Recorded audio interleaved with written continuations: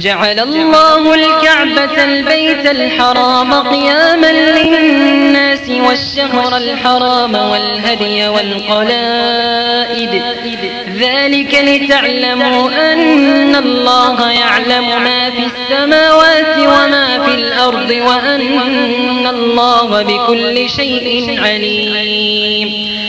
اعلموا أن الله شديد العقاب وأن الله غفور رحيم. ما على الرسول إلا البلاغ والله يعلم ما تبدون وما تكتمون. قل لا يستوي الخبيث والطيب ولو أعجبك كثرة الخبيث فاتقوا الله يا أولي الألباب لعلكم تفلحون. يا أيها الذين آمنوا لا تسألوا عن أشياء إن تبد لكم تسؤكم وإن تسألوا عنها حين ينزل القرآن تبد لكم عفى الله عنها والله غفور حليم. قد سألها قوم من قبلكم ثم أصبحوا بها كافرين.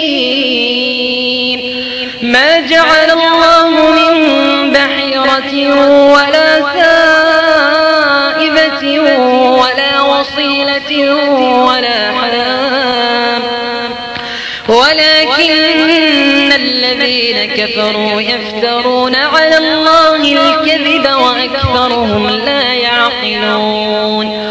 وإذا قيل لهم تعالوا إلى ما أنزل الله وإلى الرسول قالوا حسبنا ما وجدنا عليه آباءنا أولو كان آباؤهم لا يعلمون شيئا ولا يهتدون.